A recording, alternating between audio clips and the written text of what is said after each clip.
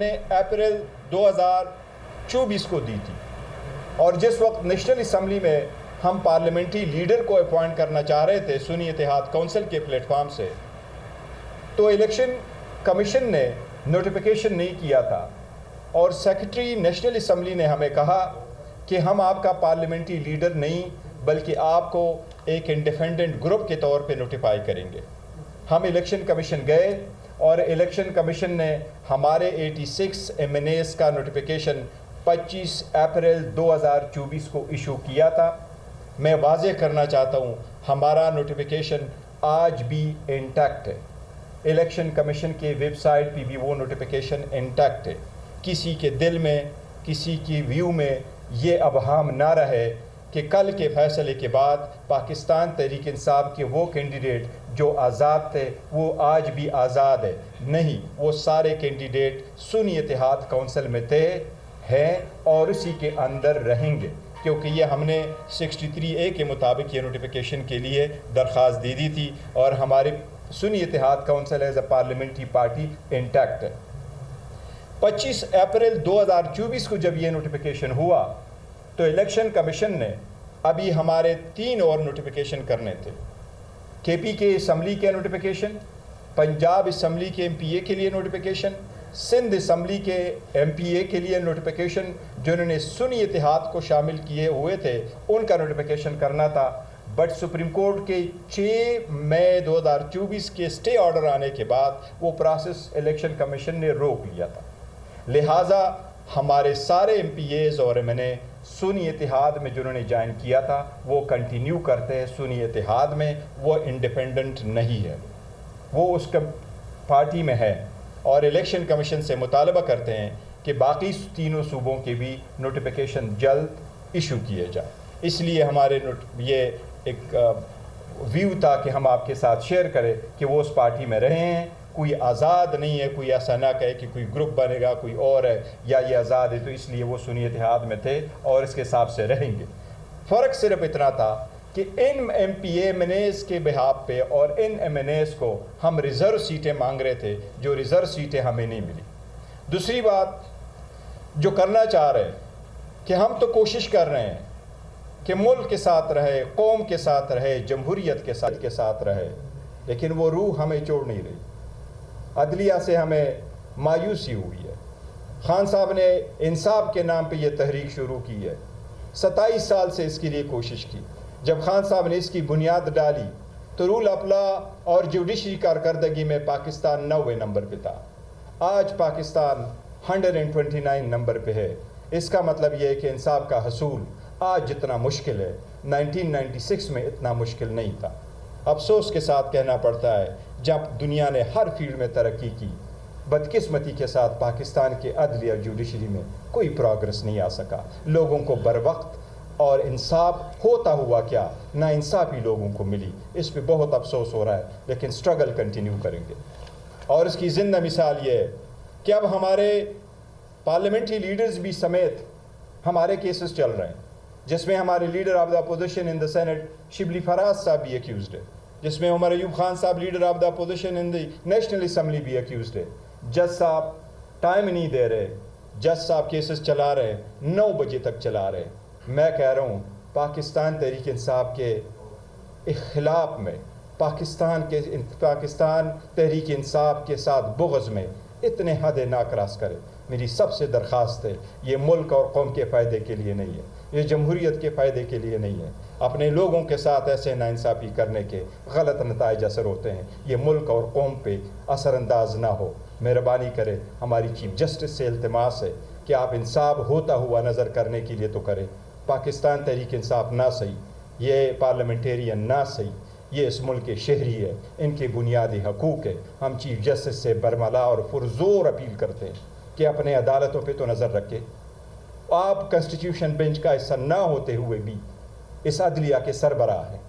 ہم Lahore high court کی chief justice سے مطالبہ کرتے ہیں، پرزور مطالبہ کرتے ہیں کہ آپ آئینی نہ ہونے کے باوجود بھی اس عدلیہ کے آرٹیکل 203 سپرویژن آپ کا فرض ہے، اس عدالت کے احکامات منوانا بھی آپ کا فرض ہے، لیکن ان کو آئین اور قانون کے مطابق عدلیہ کے لیے قانون کے مروجہ اصولوں کے مطابق انصاف کی فراہمی آپ کی آئینی ذمہ داری ہے۔ میں آپ سے بھی درخواست ہے کہ براہ مہربانی لوور کورٹس کو ہدایات ایشو کی جائے، ڈائریکشن ایشو کی جائے، ہمیں آپ ڈسکریمنیٹ نہ کرے۔ یہ دن گزر جاتے ہیں لیکن لیگیسی لوگ چھوڑ جاتے ہیں۔ ملک کو اندھیروں میں نہ دھکیلے، ملک میں دیرے میں چلا جاتا ہے جب انصاف نہ ہو اور انصاف ہوتا ہوا نظر نہ آئے۔ میری سب سے درخواست ہے اس پہ غور کریں۔ جی شبلی صاحب آپ ادھر آئیں گے یا ادھر سے؟ اوکے۔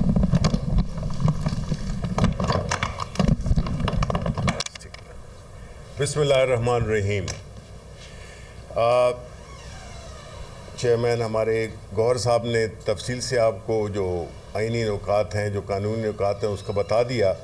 میں صرف یہ کہنا چاہتا ہوں کہ دیکھیں جو کل کا فیصلہ ہوا اس کے بعد اگر آپ نظر دوڑائیں تو اب آپ کو بڑے کلیئرلی اس چیز کا اندازہ ہو جائے گا کہ جو رجیم چینج ہوئی 2022 میں، اس کے بعد جس طرح سے ہم نے دیکھا ہے کہ آئین کو متعدد بار اس کی شقوں کی خلاف ورزی کی گئی، اور اب تک ایک سٹیج ایسی آ چکی ہے جس میں کہ آئین محض ایک کیا کہتے ہیں ایک تھیوریٹیکل صورتحال اختیار کر گیا، یعنی اس کی کوئی عمل درآمد سلیکٹیولی جب سوٹ کرے رجیم کو تو اس پہ عمل درآمد ہوتا ہے، اور جب نہ ہو، جب اس کو آپ سلیکٹیولی اس پہ اگنور کریں، جس میں کہ سب سے پہلا جو وہ تھا وہ الیکشنز وقت میں نہ کرانا جب اسمبلیاں ٹوٹ جائیں، خیبر پختونخوا کی اور پنجاب کی، اس میں جو آئین میں بڑا کلیئر لکھا ہوا ہے کہ 90 دن کے اندر انتخابات ہونے چاہیے، وہ نہیں ہوئے، وہ توڑا گیا۔ پھر کیا تگ و دو کر کے الیکشنز اناؤنس ہوئے۔ اب جو الیکشنز کے اناؤنس ہونے تک جس طرح کے پاکستان تحریک انصاف، جس میں کہ اس کے قائد عمران خان بھی شامل ہیں، ان کو جیل میں ڈالا گیا، سیاسی لیڈرشپ کو ختم کیا گیا، جو پہلی ٹیئر کی لیڈرشپ تھی، کارپیٹ بامبنگ کی گئی اور ان کو ہٹایا گیا۔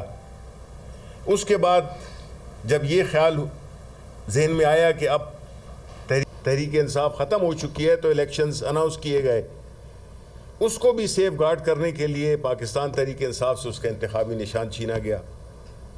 اس کے باوجود جب وہ سکیم بھی فیل ہو گئی اور لوگوں نے جوک در جوک، ملک کی میجورٹی نے پاکستان تحریک انصاف عمران خان کے نمائندہ کینڈیڈیٹس کو ووٹ کیا، باوجود ان سمبلز کے جن کو کہ ایک ایسا ملک جس میں کہ اتنی لوگ لکھے پڑھے نہیں ہیں، اس کے باوجود بھی لوگوں نے اپنا ووٹ دیا پاکستان تحریک انصاف کو۔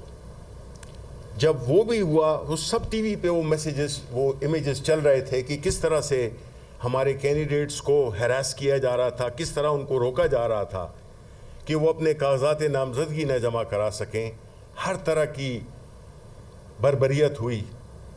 جو اس جال میں سے بھی نکل گئے، وہ جو الیکٹ ہو گئے، پھر ان پہ یہ کیا گیا کہ جی یہ پارٹی کے ہیں، اس پارٹی کے ہیں، اس کے نہیں ہیں، جو بھی ہے وہ ساری چیزیں، وہ ساری آپ جانتے ہیں، پورا ملک جانتا ہے۔ میں اس کو ریپیٹ اس لیے کر رہا ہوں کہ اگر آپ اس تناظر میں دیکھیں تو یہ ایک پورا ایک باقاعدہ ایک پلانڈ سلسلہ ہے جس کے ذریعے پاکستان تحریک انصاف کو ہر طرح سے ختم کرنے کی کوشش کی جا رہی ہے۔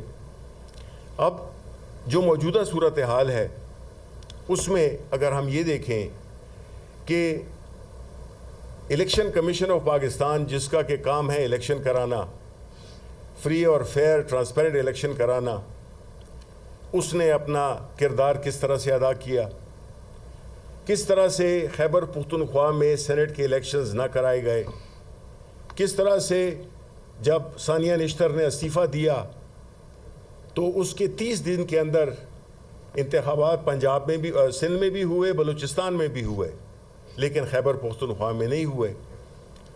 یہ ایسا ایک قانون کی خلاف ورزی ہے کہ اس لمبی لسٹ میں جس میں کہ آئین شکنی جدھر جدھر بھی کی گئی ہے اس کی لسٹ لمبی ہو رہی ہے۔ اب ایسے صورتحال میں جب عدالتوں میں کیس چل رہا ہو اور لوگوں کو فیصلے کا معلوم ہو تو وہ کیا انصاف ہوگا؟ کیسے انصاف وہ نظر آئے گا جبکہ فیصلے بالکل پہلے سے ہی وہ ٹی وی چینلز پہ بھی ڈسکس ہوتے ہیں کہ جی فیصلہ تو یہ ہوگا، آپ کو تو ہٹا رہے ہیں، آپ کو تو یہ کر رہے ہیں، آپ کو وہ کر رہے ہیں. تو آپ مجھے بتائیں کہ یہ پھر عدالتوں کا جو ہم نے ایک بنایا ہوا ہے، ایک تھیٹر سا بنایا ہوا ہے، تو اس میں پھر کیا لوگوں کے کیا توقع ہوگی؟ اس سے عدلیہ پہ کیا اعتماد ہوگا لوگوں کا کہ جب ان کے فیصلے ان کے کہنے سے پہلے ہی آ گئے ہیں اور فیصلے پھر ہوتے بھی وہی ہیں. تو جو کل کا فیصلہ تھا اس نے تو آخری کیل ٹھونک دی، جس میں کہ ملک میں، پورے ملک میں، دیکھیں خاموشی کا مطلب یہ نہیں ہوتا کہ لوگ بالکل بے حس ہو چکے ہیں اور ان کو کوئی پرواہ نہیں ہے. یہ ساری چیزیں لوگ رجسٹر کر رہے ہیں. ابھی بھی مجھے ایک نوجوان بتا رہا تھا کہ جی کل کے فیصلے بعد تو میں نے فیصلہ کیا ہے کہ اب میں اس ملک میں نہیں رہنا. اب اس میں کچھ لوگ خوش بھی ہوں گے کہ اچھا ہے کہ جتنے بھی اس سوچ کے نہیں ہیں جو کہ جا سکتے ہیں تو جائیں اس ملک سے. 30 لاکھ کے اس پہ لوگ چلے گئے ہیں، کتنا سرمایہ باہر گیا، کتنے لوگ چلے گئے، کتنا ٹیلنٹ چلا گیا. اوپر سے ہمارے ڈیفنس منسٹر کہتے ہیں کہ ہائیبرڈ سسٹم کاش 90 میں ہی ہو جاتا. دیکھیں اصل چیز ملک ہے. اگر تو ان کی بات کو مان لیا جائے، جو کہ میرا خیال ہے کہ ایک سیاسی آدمی کو اس طرح کی گفتگو کرنا اس کو زیب نہیں دیتا کہ وہ اس طرح کی گفتگو کرے. صرف اب جو عمر کے جس حصے میں وہ ہے، انہوں نے مجھے یاد ہے کہ معافی مانگی تھی اپنے والد صاحب کے نام پر.